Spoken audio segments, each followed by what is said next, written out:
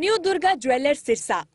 खारिया वाले प्रभुजी सोनी व पीली मंदोरी वाले सज्जन सोनी का भारत सरकार द्वारा मान्यता प्राप्त मशहूर hallmark jewellery showroom new Durga jewellers Parshuram Chowk Sirsa. अधिक जानकारी के लिए संपर्क करें 9813932001 या 9466697217।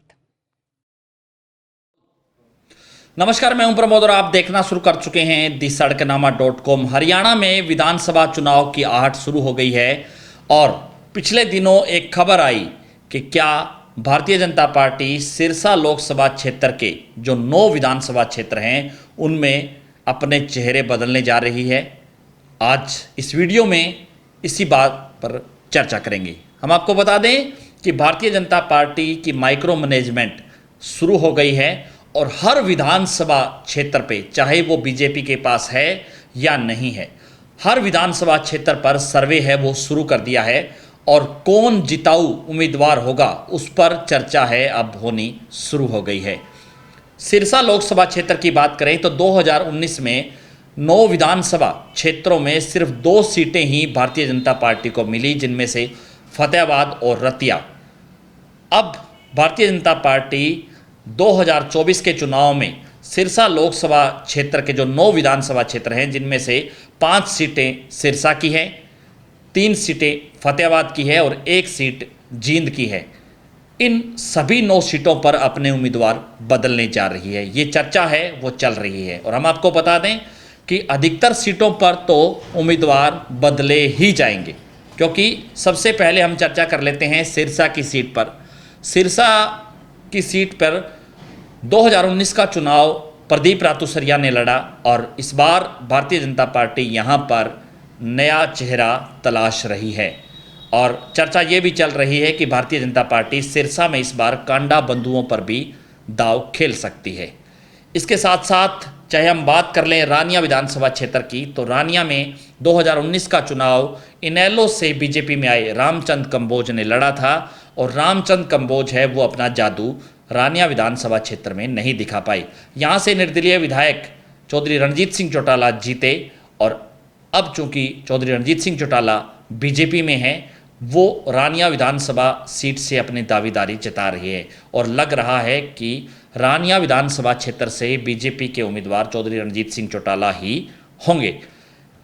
अगली सीट एलनाबाद में 2019 का जो चुनाव लड़ा वो पवन बेनीवाल ने लड़ा, लेकिन पवन बेनीवाल ने किसान आंदोलन के चलते अपना इस्तीफा दे दिया था।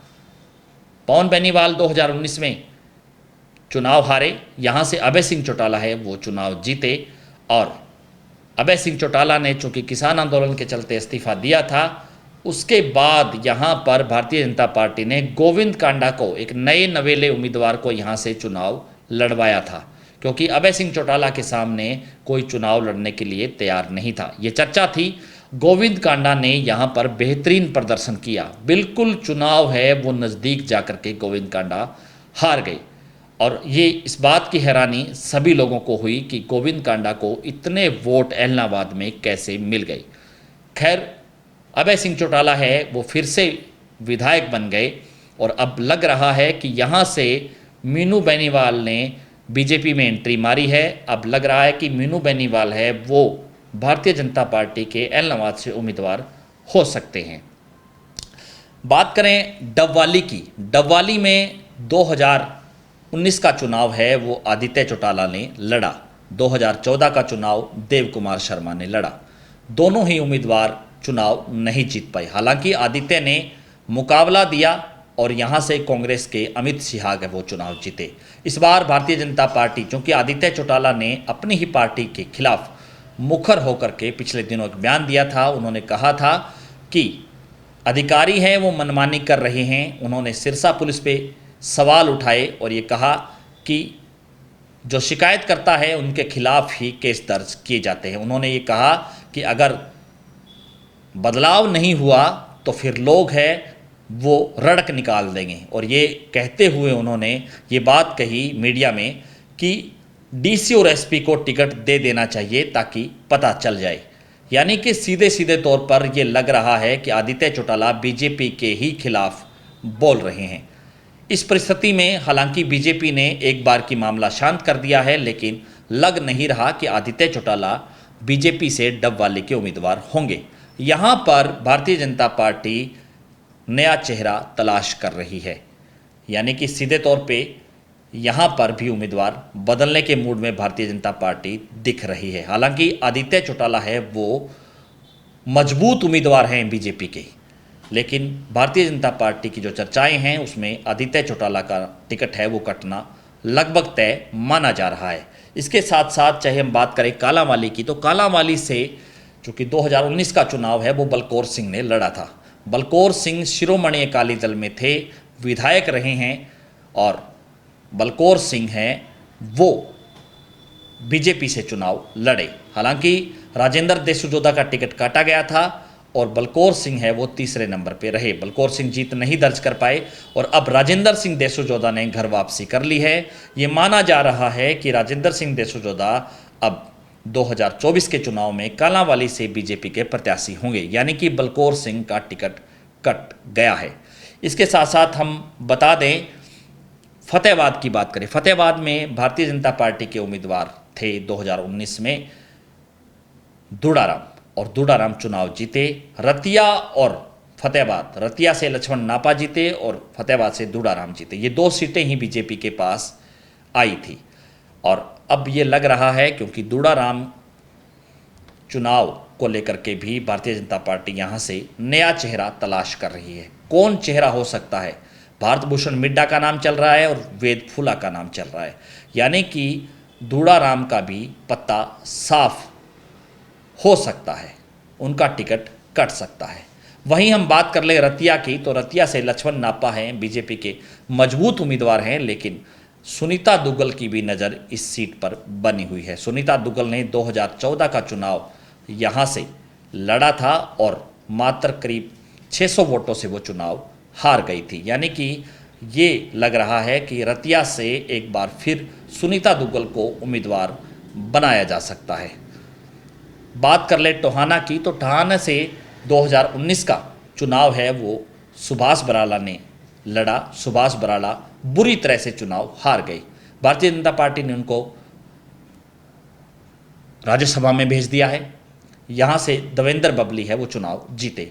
चूँकि देवेंद्र बबली ने लोकसभा चुनाव में कांग्रेस को वोट देने का ऐलान किया, पहले ये चर्चा थी कि देवेंद्र बबली है वो यहाँ से बीजेपी के उम्मीदवार हो सकते हैं, लेकिन अब लग नहीं रहा है कि देवेंद्र बबली बीजेपी से टोहाना का चुनाव लड़ेंगे। यहाँ पर भारतीय जनता पार्टी नया चेहरा तलाश कर रही है। चेहरा कौन होगा वो हम आपको अगली वीडियो में बताएंगे। इसके साथ साथ हम आपको बता दें कि नरवाना की सीट जो कि जींद जिले की है, यहाँ पर 2019 का चुनाव संतोष रानी ने लड़ा, लेकिन अब चूंकि जेजेपी से यहाँ पर विधायक बने रामनिवास सुरजाखेड़ा, रामनिवास सुरजाखेड़ा अब बीजेपी को सपोर्ट कर रहे हैं। हालांकि जेजेपी उनके खिलाफ कार्रवाई को लेकर के स्पीकर को लिख दिया है, लेकिन खुल्लम खुल्ला रामनिवास सुरजाखेड़ा बीजेपी के पक्ष में खड़े हुए नजर आ रहे हैं। ये लग रहा है कि 2024 का चुनाव रामनिवास सुरजाखेड़ा को बीजेपी यहाँ से टिकट दे करके चुनाव लड़वाई, लेकिन फिलहाल ये कहा जा सकता है कि अभी चूंकि विधानसभा चुनाव की आहट है वो शुरू हो गई है, अलग अलग पार्टियों ने अपने अपने उम्मीदवारों के नाम फाइनल करने शुरू कर दिए हैं। इस बीच सिरसा लोकसभा क्षेत्र को लेकर के, चूँकि यहाँ पर कांग्रेस की कुमारी सैलजा 2,67,000 से अधिक मदों से यहाँ से चुनाव जीती, उसके बाद भारतीय जनता पार्टी ने ये निर्णय लिया कि उनकी सिरसा लोकसभा क्षेत्र की जो 9 सीटें हैं वहाँ पर मेहनत करनी होगी और अधिकतर सीटों पर उम्मीदवार भी बदलने की तैयारी चल रही है। तो इस वीडियो में सिर्फ इतना ही। ज़्यादा से ज़्यादा इस वीडियो को आप शेयर जरूर कर दीजिए। कमेंट सेक्शन में आप अपनी राय जरूर दीजिए। अगर आपकी कोई राय है इस वीडियो को लेकर के तो आप हमें लिख जरूर दीजिए, ताकि उस राय पे भी अगली वीडियो में डिस्कस की जा सके। बहुत बहुत शुक्रिया।